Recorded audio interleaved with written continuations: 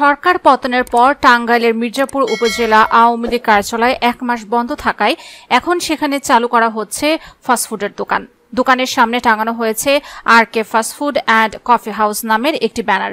সরেজমিনে দেখা যায় আন্দোলনের সময় বিক্ষোভকারীদের হামলায় ক্ষতিগ্রস্ত শাটারটি মেরামত করা হয়েছে। নতুনভাবে রং করে সামনে RK fast food and coffee house নামে একটি ব্যানার টাঙানো হয়। RK fast food and coffee house নামে একটি ব্যানার টাঙানো দেখা যায়, যেখানে লেখা আছে শিগগিরই উদ্বোধন হবে প্রতিষ্ঠানটি। RK ফাস্টফুড অ্যান্ড কফি হাউসের মালিক মিলন মিয়া জানান, সীমান্তর মা ঝর্ণা হোসেনের কাছ থেকে তিনি ৩ বছরের জন্য দোকানটি ভাড়া নিয়েছেন। এখানে ফাস্টফুডের দোকান দেওয়া হবে। ভেতরে ডেকোরেশনের কাজ চলছে, দ্রুত দোকানটি উদ্বোধন করা হবে। জানা যায়, স্থানীয় প্রয়াত সংসদ সদস্য একাব্বর হোসেন উপজেলা সদরের কলেজ রোডে তার জায়গায় নির্মিত বিপণী বিতানের একটি কক্ষে প্রায় ১ যুগ আগে দলীয় কার্যালয়টি করেন।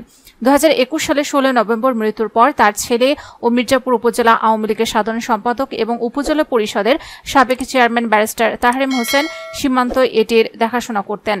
গত ৫ আগস্ট শেখ হাসিনা সরকারের পতনের পর বিক্ষোভকারীরা আওয়ামী লীগের কার্যালয়ে ভাঙচুর চালিয়ে ভেতরে থাকা আসবাবপত্র বাইরে বের করে আগুন ধরে দেয়। তারপর থেকে কার্যালয়টি ১ মাস ধরে বন্ধ ছিল। এদিকে আওয়ামী লীগের কার্যালয়ে ফাস্টফুডের দোকান হওয়ার খবরে দলীয় নেতাকর্মীদের মধ্যে ক্ষুব্ধ প্রতিক্রিয়া দেখা গেছে।